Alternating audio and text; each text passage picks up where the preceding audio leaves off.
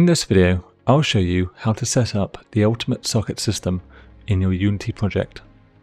To demonstrate the socket system, I'll be using Unity's XR Interaction Toolkit. It's Unity's own XR framework, which means it's available to everyone. I have a fresh Unity project using Unity 2022 LTS. Let's get started. First, let's install the XR plugin management package. Go to your project settings and click on the install button for the package. For this guide, I'll be enabling the Oculus plugins as I'm using a MetaQuest headset. Now that's set up, let's add the XR interaction framework from the package manager.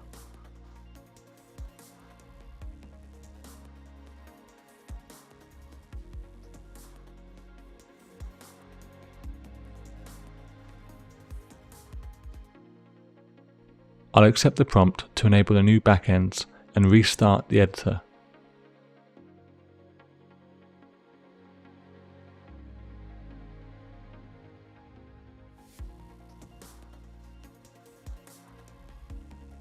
Let's also add the samples so we can get going quickly.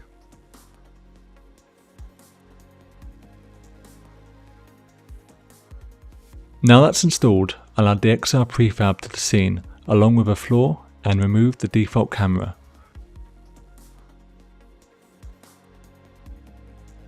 Let's test that everything is working as expected. Okay, great. I have the interaction toolkit working in the project.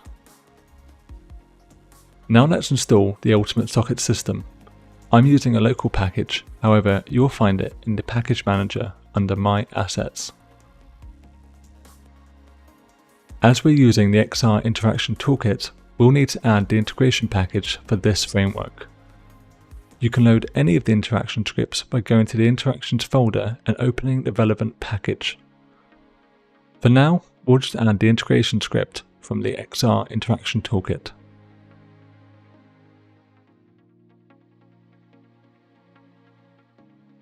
Now, using the models that come included in the example of the ultimate socket system, I'll create two game objects.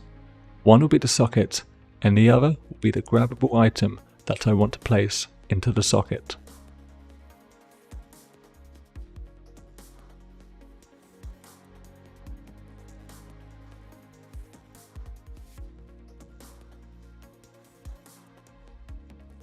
I'm going to add a collider, a rigid body,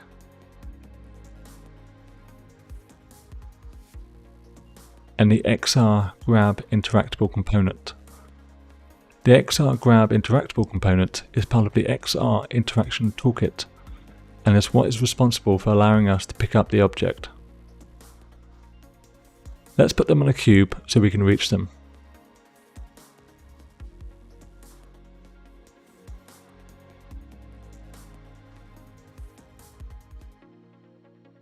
Now, let's test this works.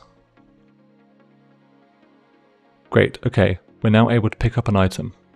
Now it's time to set up the socket system. To do this, open the settings window. We'll need to create a settings object to hold the asset's configuration. Use the Create New Settings button to do this now. Select an appropriate save location within your project.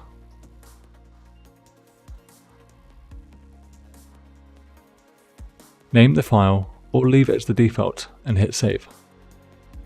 Now let's repeat the process for the placeable tags.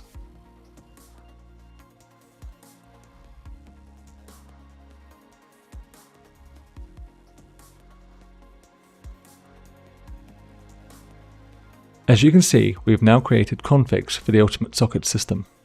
These are fairly lightweight settings and can be modified via the settings window. Let's select the Tags tab and create some item tags for the project. Tags are how you define different item types within the socket system. For this guide, we'll create one for the ball and another for a box. The Posing Prefabs tag is where you can assign prefabs for when an item is being posed in a socket. A posing prefab should only be a visual item. It shouldn't have any behavioral scripts attached. To save you time creating a copy of your prefab and removing any scripts from it, there is a built-in utility to do this. Let's quickly set up opposing prefab for the ball object. Assign a name and save location.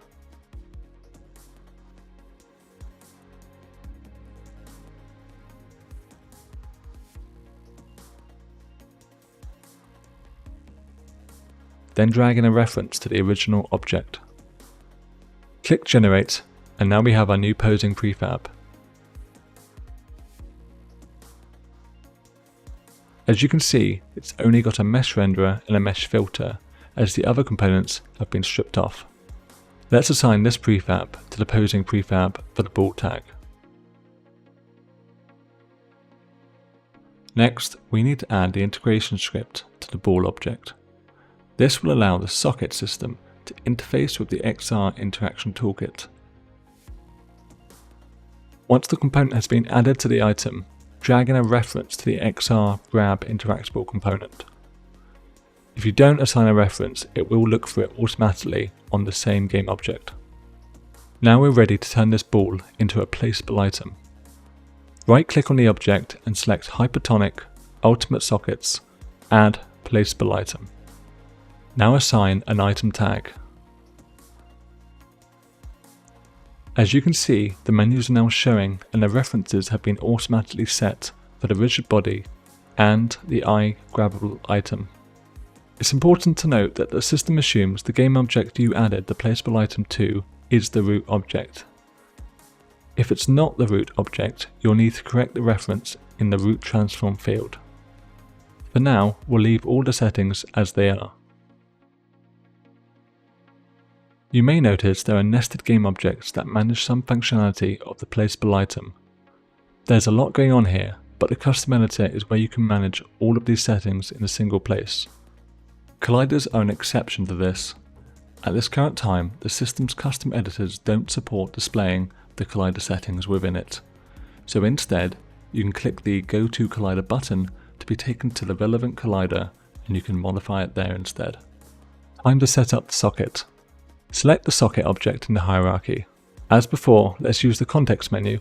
This time, select Add Socket. As you can see, the socket has been added and the settings are displayed. For this example, let's just allow the ball to be socketed. Now, let's configure the placement of the ball within a socket. Go to the Item Placement tab, select Configure Item Placement, then select the ball. Now, because we set up opposing prefab earlier, a visual of the ball is displayed for us. You can use the gizmos to position the item in the socket. Once you're happy with the placement of the item, you can hit the Save Configuration button. Perfect. The next thing we should probably do is add a highlighter to the socket. This will allow us to know when the ball is within placeable range. Go to the Highlighter tab. Click the Add button next to the socket hologram highlighter. That's all there is to it. Now, when an item enters placeable range, a hologram of the item will show.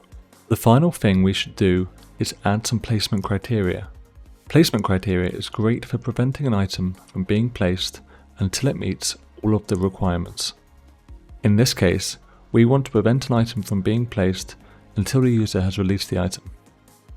For this, we can use the built-in criteria, which is called Not Holding Item. Okay, let's test out if this works. Perfect. As you can see, I can pick up the item, and when it's close to the socket, a hologram shows. Notice how the hologram placement is using the placement configuration we just set up. Also notice how the item isn't socketed until I release it. Finally, I'll show you how to adjust the placeable area of a socket. A collider is used to determine the placeable area of a socket.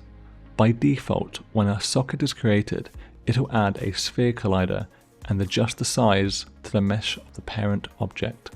You can choose between a sphere, box, or mesh collider type. If you want to adjust the collider, you can use the Go to Collider button and modify the collider there, therefore changing the placeable area of the socket. For this example, we'd probably want to have the placeable area higher up.